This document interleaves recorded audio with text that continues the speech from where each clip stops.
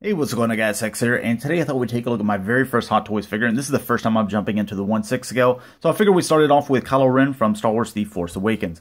Now, most of you guys that are used to my channel know that I never look at this stuff, but it's going to be something that is starting in 2016, and it will continue because I really do like the way it looks, and the detail is just really amazing.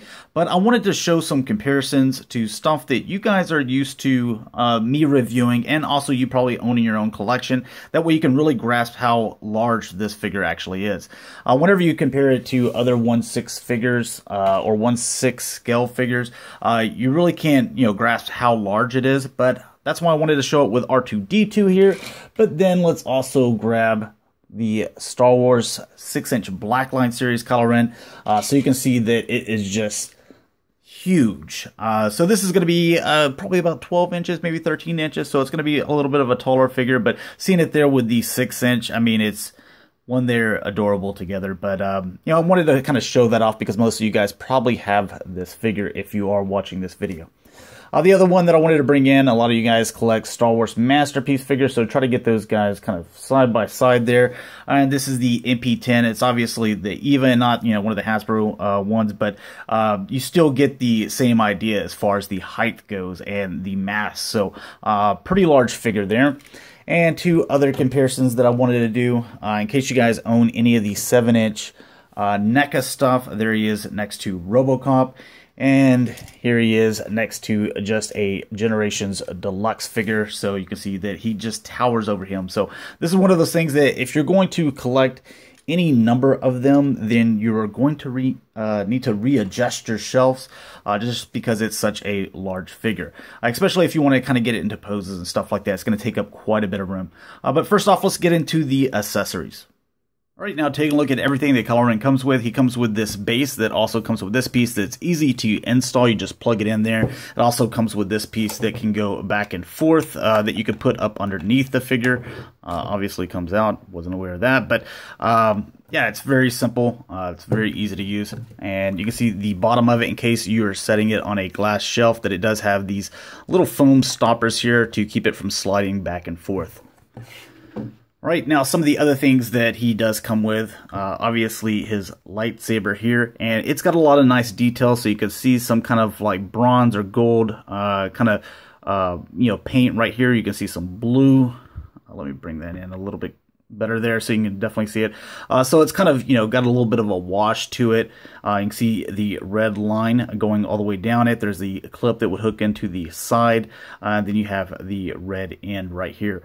Also with the lightsaber, where you would have the kind of lighting effects here, it does kind of look like it's, crackling and stuff like that. So it's not just a pure beam like you do have with some of the other Jedis and Sith Lords. This one actually has that crackling to it. And you can see that it has that on the side hilts as well. Now, one of the things that he does come with is this arm, which you would have to detach, the one that he already comes equipped with, and this one just stays in here. So this blade is going to stay just like so. There is a little section right here that you would put the batteries. It already comes with those, so you don't have to worry about going and buying those batteries and then installing it. It already comes with everything that you need. There's a switch right here. Just move that to the right, and you can see that there's a red light right here, little LED and red LED there as well. So as far as the articulation in this, it's obviously going to be able to move right here at the elbow, and it will be double jointed as well. But with the wrist, it's only going to be able to rotate here, so you're not going to get any back and forth movement. The lightsaber is already kind of molded in there. That's the way the electronics work. So you're going to be a little bit more limited with the articulation in this whenever you want to have him, all lit up and everything like that. But as far as just your basic posability, you're probably going to use the other one, unless I guess you leave the batteries on at night all the time in your display, so I doubt most people will do that. So it's not really that huge of an issue, but something that I thought, you're paying $200 for it, I need to bring it to your attention. So now with this section here, you can actually detach this and this and this. That way, if you wanted to just hold this where it's not lit up yet, then he can just hold it like so. Then you can use these same pieces, and they just fit in there, and they fit in there pretty good. I don't see anything falling out or even moving. And attach it in there. Now to see it all lit up, now I do have quite a few lights on, but hopefully you can, yeah, you should still be able to see that. So it's very bright here, and then it kind of fades a little bit right there, but yeah, still looks really cool, really good. So you can see that it is, you know, quite bright. All right, now looking at some of the other things that he does come with 2 extra little wrist joints in case, I guess, the other ones break. So that's very cool that they included that. As far as the hands, you get a pair of these. So this is going to be so he can grip his lightsaber. If I can get that to focus.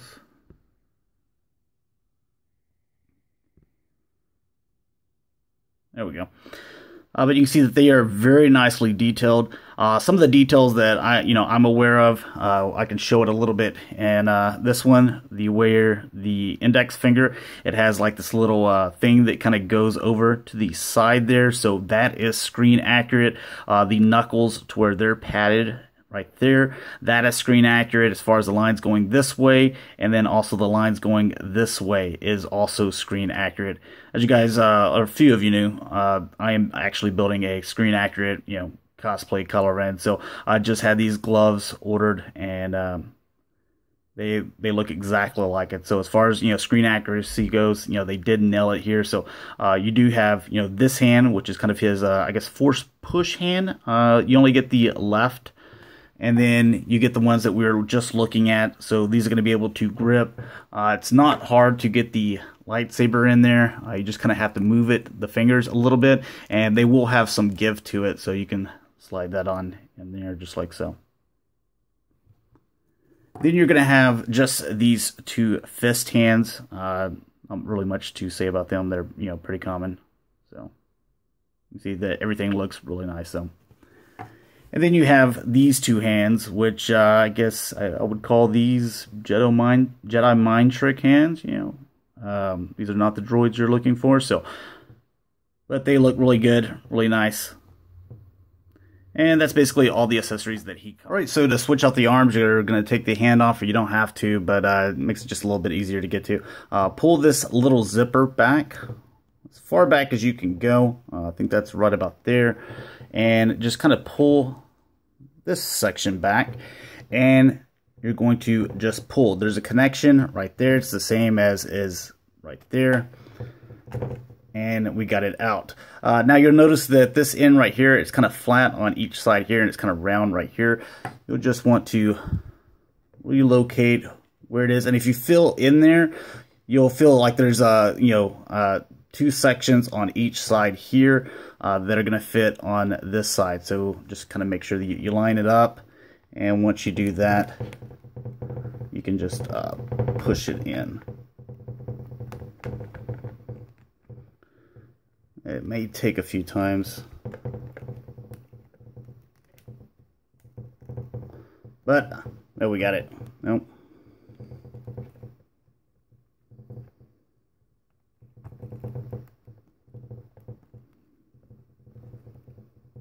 There we go. So anyways, once you do that, then just go ahead and straighten the sleeve back out. Go ahead and pull that zipper back down. Don't want to blind you with the red light here, but yeah, obviously, this section here, it's right up under here. So we're going to go ahead and we'll just leave that on. And you can attach this section of the lightsaber.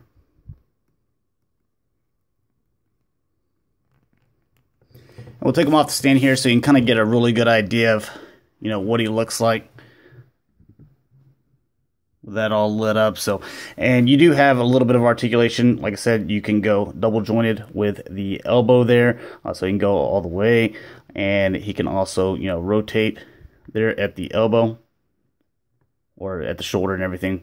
We'll get into articulation here in a bit, but he'll only be able to rotate, so you're not going to be able to bend that wrist in and out. So as far as just display options, I would just stick with this one, unless you like to leave stuff lit up. So anyways, there's a little kind of quick tip on how to install that in case you guys were wondering. All right, so just to hit some of the details with the figure and the sculpt and everything, you can see the helmet is really nice and very screen accurate, where you've got the gunmetal going around here. There's also some dents that you can definitely see in the helmet with some scrapes and everything. So everything looks very nice, very clean, very screen accurate. So definitely like that.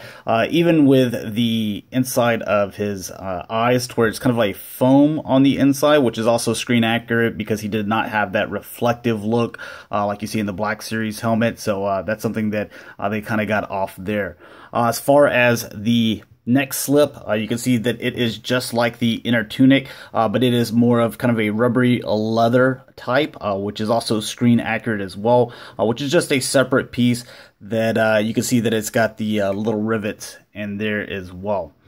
Same thing with the inner tunic. You can kind of see showing through the arms here that comes out from the outer coat. Also, the outer coat is the same material as the cape and cowl, which the hood and the the cowl and everything, it is the same material. It's kind of reflective, shiny looking, but kind of looks like a monk's cloth, or at least that's what I'm going to use with my little cosplay thing or whatever. But very accurate there. The hood, you can actually do it however you want, and whenever you come over, it's actually kind of got these little wires inside, so you can kind of see that we can scrunch it up against his face to make it a little bit more tighter. So however you want to do that, you can see that that looks a lot better than it just being kind of gaping and open and stuff like that. So makes them look a little bit more sinister. Or whenever you move the head, you can kind of move this a little bit to where maybe you have the kind of wire pushing down right here and coming up there, so kind of gives it a little bit different look. So it kind of helps you work with it, but we're just gonna take it off right now so you can just look at the beautiful sculpt and everything. So very nicely done. I do like this material here.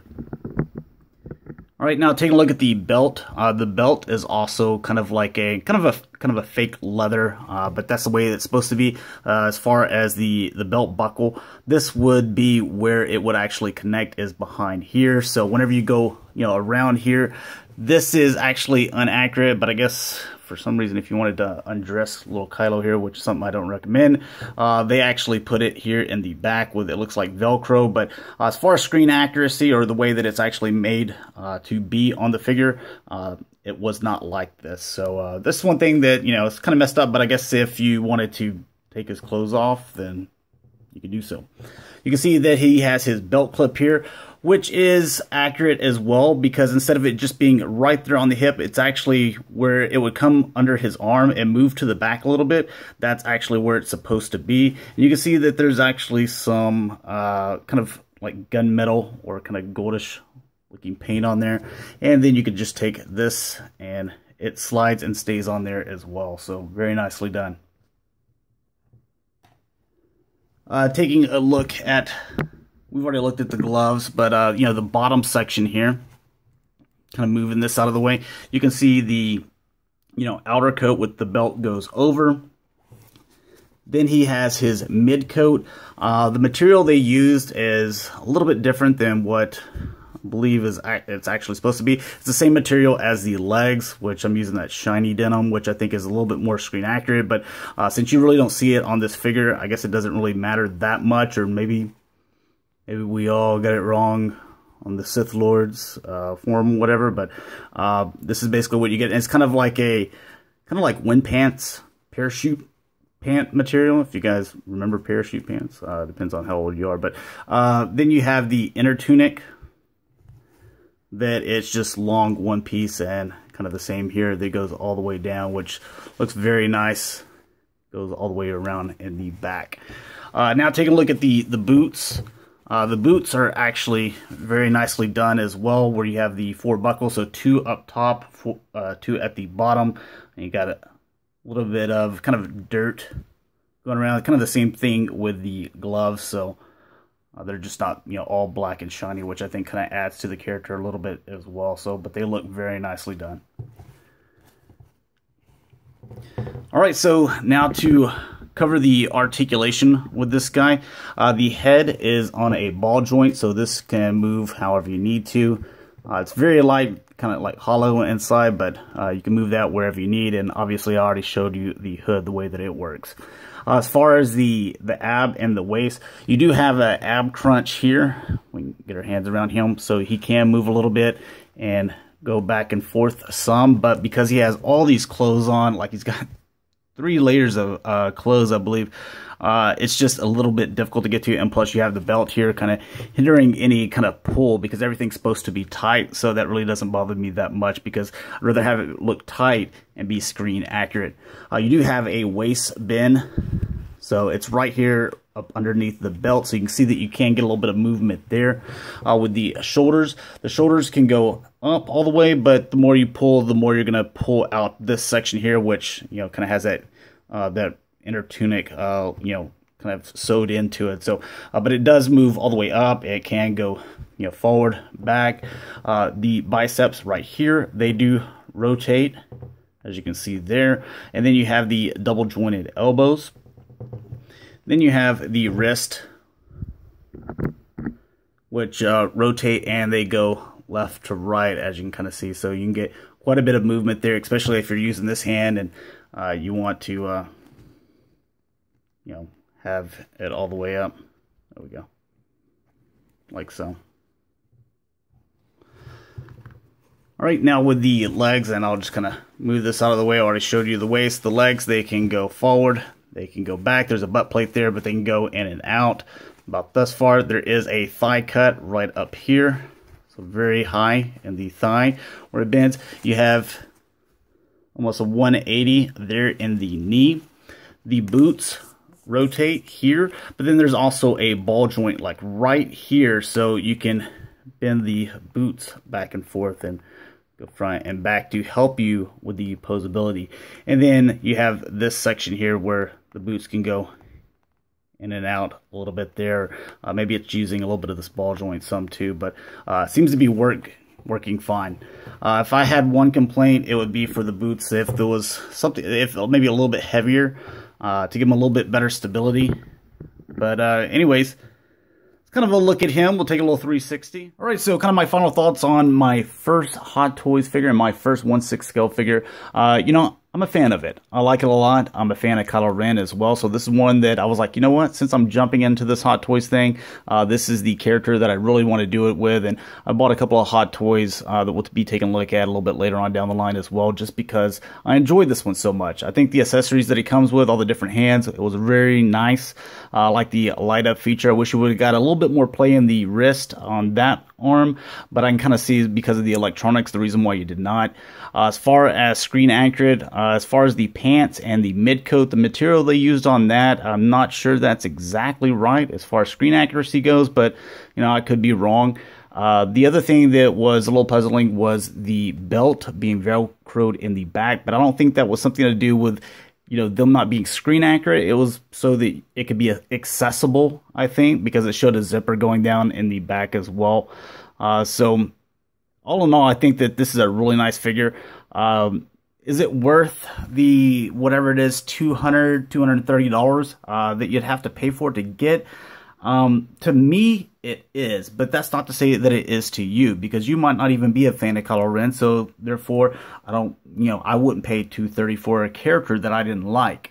But I do like this character as far as it being made and all the things that you get and it being screen accurate as possible. I think that it's a really good buy. But again, that's one of those things that you would have to be a fan of the character. If you're just kind of a fan of Star Wars, I think that they did a really good job on this one. So this is one that, you know, I'd recommend. But again, I'm going to leave that up to you. Hopefully I provided enough information and showed you some of the things that he comes with and the details and explained everything the best that I know how to help your decision on whether this is something that you want to put in your collection or not. So thanks a lot for watching, guys. Hopefully you enjoyed, and I'll talk to you later. Peace.